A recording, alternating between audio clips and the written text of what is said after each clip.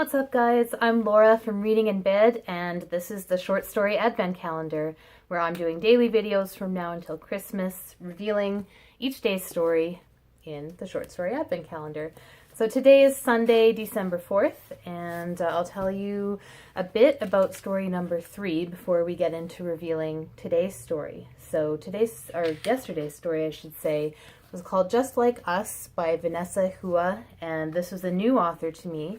It was a story about a mom and a daughter who I thought were going camping in an RV, but actually they're living in their RV, getting out of a bad situation, and it's just about some of the troubles they have along their way and eventually leaving this RV park.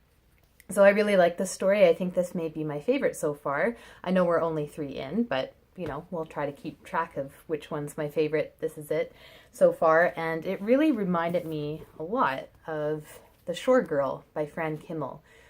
This is a local author and a local publisher, US Press, and it's also about a mom and a daughter who are sort of transient. I think they might live in an RV park at one point too. But just the tone, the writing, the characters really reminded me of this novel, which I absolutely loved, and I'll link to my review below. So, with that said, let's take a look at today's story. And once again, my kids were not interested in participating.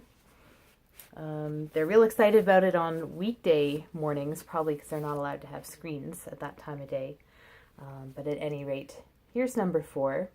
So we've got some birds in the illustration. Let's crack it open.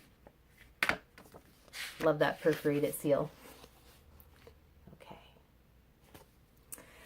Okay, so this is called Bestiary by Thomas Wharton. Now, I actually was spoiled for today's story. I'm going to blame Twitter's algorithm because it put it right at the top, you know, things we think you'd like to read. And yeah, they were right, but I wanted to read that later after I'd made my video. So yeah, I knew this was going to be Thomas Wharton. He's got, so the first page is actually just an epigraph. I always forget if it's epigraph or epigram. And of course, like, this is a local author too, and I don't know how to pronounce his last name. It's Robert Kretsch, I'm not sure. And it says, "We are the animals who talk the fables in which the animals talk. We are talking animals, claiming that animals don't talk." Okay, so this is about 16 pages long, and I guess if you don't know who Thomas Wharton is, he is a local author as well. I read his book Every Blad of Grass maybe 2 years ago, and I really love that too. I'll have to look back. I can't remember if I reviewed it. If I didn't, I'm going to link to someone else's review. It's one of those books that I push on people quite a bit. When they ask for a local author, I always mention it. And going through my shelves, I don't have a copy of that one because I read it as an ebook, but what I do have is this one. This is his first novel called Ice Fields, and if you want to take a look at these two together, even though they look very different, these are actually both published by US Press here in Edmonton, and they are both in the Non-Attack Fiction series, which is just means an author's first novel. But they're about 20 years apart. So this was published in the 90s. This was published in like 2013.